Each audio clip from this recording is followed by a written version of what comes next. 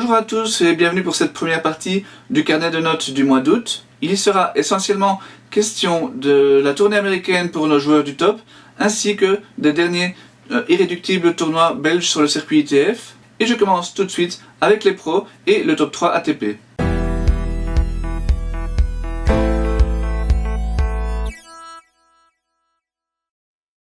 Et David Goffin, il reste bien entendu très largement le numéro 1. Sa tournée américaine n'avait pourtant vraiment pas bien commencé du tout. J'avais déjà évoqué le mois dernier son élimination au premier tour à Washington, et celle-ci a été suivie d'une seconde d'entrée au Masters 1000 de Montréal des œuvres de l'Argentin Peya. Il s'est toutefois magistralement repris dès la semaine suivante à Cincinnati, malgré là aussi un premier tour assez chahuté. Mais en prenant sa revanche sur Peya au second tour, il a réellement lancé sa tournée. Il a ensuite dominé Mannarino et Gasquet pour se hisser en finale, et c'est une première pour lui dans un Masters 1000. Et lors de cette finale, il a vraiment accroché le grand vainqueur de cet été, Daniil Medvedev, notamment lors du premier set qu'il a failli emporter. À l'US Open, il a battu deux jeunes joueurs français avant de sortir vraiment un très bon match face à Carreno Busta. Malheureusement, ce tournoi se termine sur une petite mauvaise note quand même, avec cette élimination face à Roger Federer, contre lequel il a pu prendre que 4 jeux. Mais bon, il faut surtout retenir son superbe niveau de jeu durant ces deux tournois, et aussi le fait qu'il se soit replacé dans la course pour le Masters. Ça, je l'évoquerai dans quelques secondes. Nos autres joueurs pros ont tout de même eu du mal à exister derrière David. C'est à Jeroen van Est que j'octroie la deuxième place, lui qui a déjà été 3e le mois dernier. Au Challenger d'Augsbourg, il s'est en effet qualifié pour la toute première fois pour un quart de finale à ce niveau. Et au passage, il a décroché son premier succès face à un top 200 ATP. Ça paraît peu, mais c'est tout de même un palier important pour Jeroen, qui avait beaucoup de mal à remporter des matchs au niveau des Challengers avant cet été. Il a d'ailleurs confirmé qu'il était maintenant à l'aise dans ces tournois, en franchissant encore un tour la semaine suivante lors du Challenger de Meerbusch. Les résultats chez les hommes ont été assez peu nombreux, c'est pour ça que c'est Kimur Coppejans qui monte sur cette 3e place, alors que c'est loin d'être le meilleur mois de sa saison, loin s'en faut. Il s'est en effet incliné d'entrée lors de son seul Challenger du mois à Manerbio, mais il s'est un petit peu repris tout de même lors des qualifications de l'US Open. Il a réussi à se hisser au dernier tour, dommage malheureusement qu'il se soit arrêté en 3-7 face à un joueur français qui semblait pourtant à sa portée. Et en parlant du US Open, on a pu y retrouver Steve Darcy avec plaisir. Blessé depuis Wimbledon, il n'a jamais vraiment pu jouer cet été sans ressentir de douleur, et il était vraiment déjà évidemment bien content d'être sur place malgré sa défaite en 3-7 face à Lajovic. Maintenant, il faut reconnaître que ça va vraiment être très dur pour lui de retrouver le top 100 rapidement après ce contretemps. Mais bon, il nous a habitués à des comebacks bien plus improbables, donc pourquoi pas. Au classement ATP, David Goffin poursuit son retour vers le plus haut niveau avec un gain de 3 places, mais c'est surtout le classement Race, celui qui compte pour la qualification pour le Masters, qui est vraiment important pour lui ce mois-ci. Il sera en effet lundi 11e ou 12e, mais seulement à 100 points de la 8e place qui est qualificative pour le Masters de Londres. Donc la fin de saison va être vraiment très intéressante pour le Liégeois. Pour le reste, il y a vraiment beaucoup de changements dans ce classement ATP.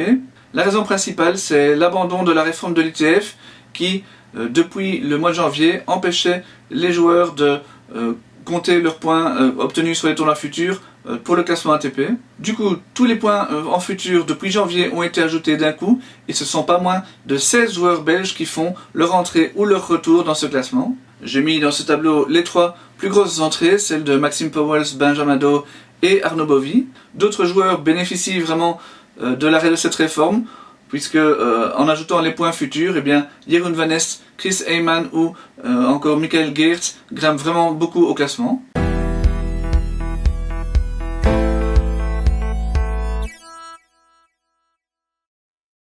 A l'image de David Goffin, Elise Mertens avait démarré assez mollement sa saison sur dur. Tant à Toronto qu'à Cincinnati, elle a à chaque fois perdu dès le 2e tour. Alors il faut dire tout de même que c'était respectivement face à Serena Williams et Elina Svitolina, donc rien d'infamant, loin s'en faut. Mais face à un joueur à rien moins forte, Elise ne fait pas de cadeau, et elle l'a démontré lors de l'US Open. Elle s'est en effet baladée jusqu'en quart de finale face à des joueuses qui n'étaient pas classées dans le top 50. À ce stade qu'elle atteignait pour la première fois à l'US Open et pour la deuxième fois en Grand Chelem, elle a tout de même sérieusement accroché Bianca Andreescu, la nouvelle terreur du circuit. Son bilan en Grand Chelem est tout de même vraiment très satisfaisant cette année, et même si elle est sortie du top 20, elle doit s'appuyer là-dessus pour revenir encore plus forte l'année prochaine. Comme chez les garçons, les résultats féminins ont été assez faibles derrière le chef de file. Kirsten Flipkens, grâce à un bon parcours à l'US Open, sauve un mois un petit peu compliqué pour elle. Obligée de passer par les qualifications, elle est malheureusement tombée dans le piège du tirage vraiment difficile, puisqu'elle devait affronter au troisième tour son ami et partenaire de double Johanna Larsson. Mais Kirsten a eu la chance d'être repêchée avant de franchir le premier tour du tableau final face à une très bonne jeune joueuse chinoise. Elle n'a, elle non plus, pas à rougir de sa défaite au deuxième tour, elle aussi face à Bianca Andreescu en 2-7 très serrés. La jeune chinoise dont je parlais justement avant, Xiyu Wang, a pris la mesure de Jelena Wickmayer au deuxième tour des qualifications de l'US Open. Auparavant, l'ancienne demi-finaliste à New York avait atteint un bon quart de finale au W60 de Landisville, mais s'était inclinée d'entrée ensuite à celui de Concord. Dans l'ensemble, on sent tout de même du mieux chez Jelena depuis sa bonne tournée sur gazon. La tournée américaine fut plus compliquée pour Isaline Bonaventure qui n'a pas remporté un seul match en 3 tournois. Elle s'est en effet inclinée d'entrée en qualification à Toronto et à l'US Open, ainsi que dans le tableau final du W100 de Vancouver entre les deux. Dommage car Isaline est vraiment tout proche du top 100 et il est vraiment important qu'elle y entre pour enfin pouvoir participer directement au tableau final des tournois du Grand Chelem. Au classement WTA, Elise Mertens n'est pas vraiment bien payée pour son beau parcours à l'US Open. Bien sûr, elle n'a franchi qu'un tour en plus que l'an dernier et elle avait aussi beaucoup de points à perdre avec 2 quarts de finale à l'Open du Canada et à Cincinnati. Pour le reste, c'est la même remarque que chez les hommes avec l'ajout des points des tournois ITF W15, ce qui ajoute 6 joueuses belges au classement WTA. Magali Kempen connaît elle aussi une belle progression grâce à ce changement.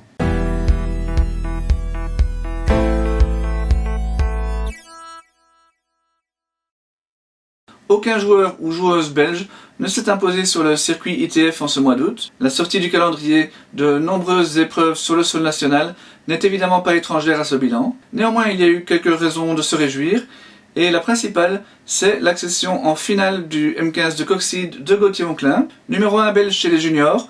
J'évoquerai ses résultats à ce niveau dans la deuxième vidéo. Gauthier n'avait jamais dépassé encore un deuxième tour sur le circuit international chez les adultes. Ses 4 succès à la côte, notamment face à l'ancien top 300 Romain Barbosa, sont donc un bon indicateur pour sa capacité à gérer justement la transition entre ses années juniors et ses tournois professionnels. Auparavant, il avait également franchi un tour au M15 de Penn. Et c'est Michael Geerts qui a atteint la finale de ce tournoi de la communauté germanophone. À 24 ans, Michael est bien entendu beaucoup plus expérimenté, et c'était d'ailleurs sa 5e finale en futur, la première qu'il perdait, mais il n'avait plus atteint la moindre demi-finale depuis le mois d'avril, donc c'est plutôt positif comme résultat. Malheureusement, il a ensuite été contraint à l'abandon au deuxième tour du M15 de Lambermont. Yannick Mertens retrouve lui aussi quelques couleurs après une saison en demi-teinte. À Sintra au Portugal, il a atteint la 3e demi-finale de sa saison et il a poursuivi à Piombino où il a encore disputé les quarts de finale. Alors on est encore loin de la grande époque de l'homme aux 26 titres futurs, mais il y a tout de même une évolution positive. Clément Gaines a annoncé au début de l'été qu'il mettait un terme à sa carrière internationale pour se consacrer au Belgian Circuit ainsi qu'au paddle. Il a tout de même disputé les futurs en Belgique et il a prouvé qu'il n'avait pas perdu grand chose de son talent en atteignant les demi-finales à Coxide et les quarts de finale à Lambermont. Arnaud Bovy espérait sans doute prendre un peu plus de points que ça cet été. Il n'a malheureusement pas vraiment été gâté au tirage. Il a joué par exemple 2 fois l'ancien top 50 Gabashvili au mois de juillet. Et ce mois-ci, il est tombé dès le deuxième tour à Coxide face au futur vainqueur. Mais il a assuré l'essentiel avec une bonne demi-finale en fin de mois à Lambermont. Le classement ITF est maintenu malgré le retrait de la réforme. Alors j'avoue que je ne sais pas trop à quoi il sert encore, mais les voies de l'ITF sont impénétrables. Il n'y a pas énormément de changements dans notre top 10, et c'est évidemment Gauthier Monclin qui réalise la plus belle progression du mois. Par contre, le retrait de nombreux tournois futurs en Belgique coûte cher à pas mal de joueurs qui avaient cartonné l'an dernier.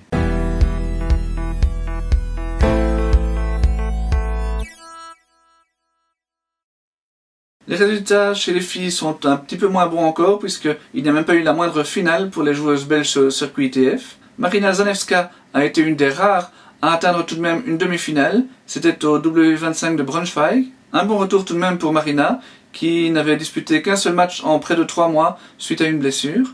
Malheureusement, dès la semaine suivante, elle devait à nouveau jeter l'éponge au deuxième tour du W25 de Prague. Magali Kempen, qui elle aussi a connu pas mal de pépins physiques a atteint une bonne demi-finale au W25 de Coxide. C'est la première fois qu'elle atteignait un dernier carré à ce niveau, et elle y a battu Marie Benoît, ce qui est sa deuxième plus belle perf depuis le début de sa carrière. Elle ne s'est finalement inclinée que 7-5 au dernier set, face à l'ancienne top 50 Océane Dodin. Elle a ensuite perdu d'entrée à Prague, mais c'était face à une top 200. C'est également à Coxide que Lara Salden a atteint un dernier carré. Elle y a été battue assez largement tout de même, face à la favorite numéro 1 du tournoi, la néerlandaise Richelle Hogenkamp. La semaine suivante, à Banyatica, elle s'inclinait d'entrée face à la 6e tête de série. Plutôt discrète depuis le début de l'année, Elisa van Langendonk a enchaîné quelques bons résultats dans des W15 au mois d'août. Après avoir franchi un tour à Oldenzaal, elle a atteint les quarts de finale à Wanfersebolet et surtout les demi-finales à Batumi.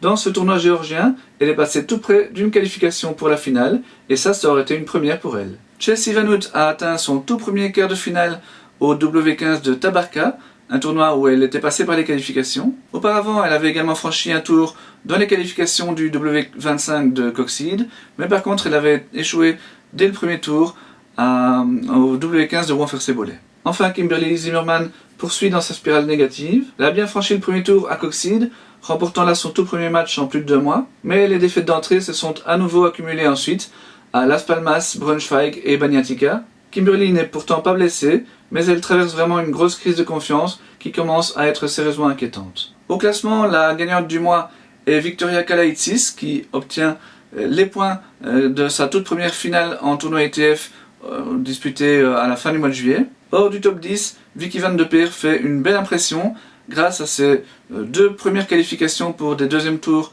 en tournoi ETF. C'était tout d'abord l'un fin juillet en Norvège et l'autre c'était au W15 de Knock. Voilà, ceci conclut cette première partie du carnet de notes du mois d'août. Dans quelques jours, je vous présenterai les résultats en double chez les espoirs sur le circuit wheelchair et sur le Belgian Circuit.